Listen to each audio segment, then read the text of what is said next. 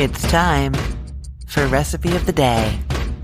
I am so excited to tell you about today's recipe. And, I love all the recipes that I tell you about. I stand by them for sure. But this one is one of my favorite weeknight dinners because everybody loves it. That makes me so happy. It is a ground beef and potato skillet. Now, you have probably heard me talk before about the ground beef and rice skillet on my site. I will definitely link to that one for you. Everybody loves that recipe. It's got so many comments. People say it's kind of like a deconstructed classic stuffed peppers. So that recipe is very popular and I wanted to do something for people who like that, but like with potatoes instead of rice. In the development stage of this recipe, it became clear very early that it wasn't going to be a saucy tomato based kind of dish.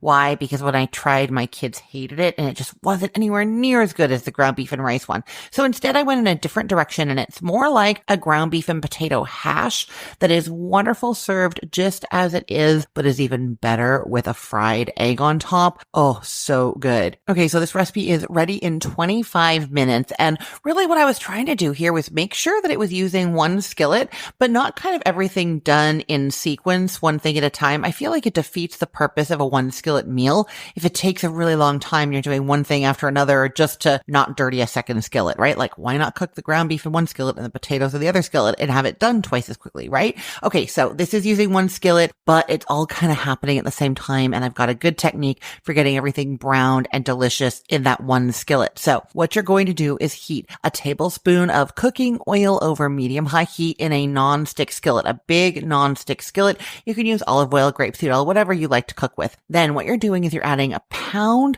of potatoes cut in a 1/2 inch dice. You don't have to peel them first. It's about 2 medium potatoes that you've cubed up, 1/2 inch dice. You're putting those in a single layer in that non-stick skillet and you are not touching them for 2 minutes. They're going to get a little bit brown underneath. Then you're going to stir them and then leave them for another 2 minutes.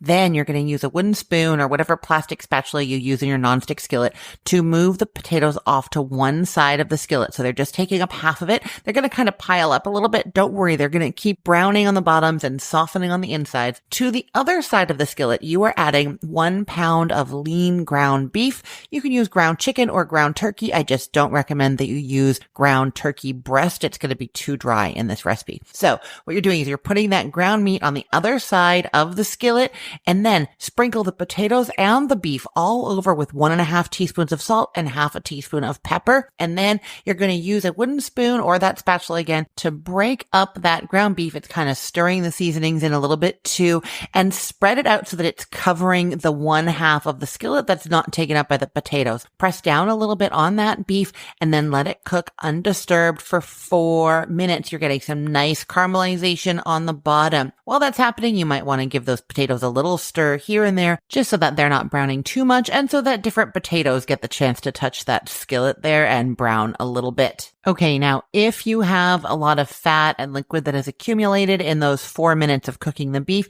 you can use a spoon to scoop that off. I find with the lean ground beef, it's not really necessary and it probably won't be for chicken or turkey. But if you've got some oil in there, some fat in there you want to get rid of, you can scoop that off now. Then on top of your potatoes and beef, you're adding in a medium onion that you've chopped up and a bell pepper chopped. Now it is easiest to use just one bell pepper, like a green bell pepper. But for color, I sometimes do half of 2 different kinds, like half of a red one and half of an orange one. Really pretty, whatever you want to do. That is going on top along with 2 cloves of garlic that you've minced up and sprinkle on 1/2 teaspoon of smoked paprika. Once everything is in there, then you can start kind of flipping and stirring everything to evenly mix it together.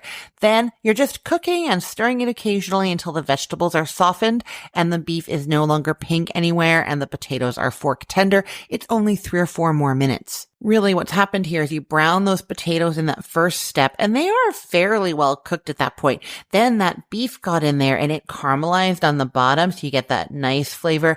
And then we stirred it in with the potatoes and the other ingredients. At that point, almost everything is cooked through. We're just waiting for those vegetables to soften.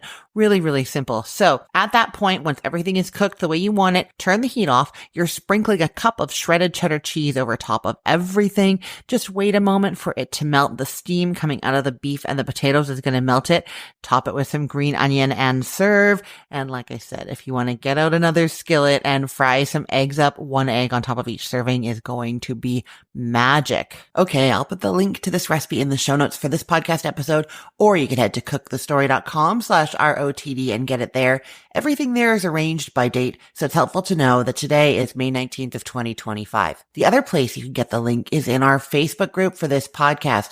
I post the recipe of the day link there every single day, so you can always find what I'm talking about and be inspired about what you can make that day. You can join that group at facebook.com/groups/recipeotd. I look forward to seeing you there. I'm Christine Pittman from cookthestory.com, thecookful.com, the all new chicken cookbook, and from this podcast recipe of the day. I hope you have a great day. Let's get cooking.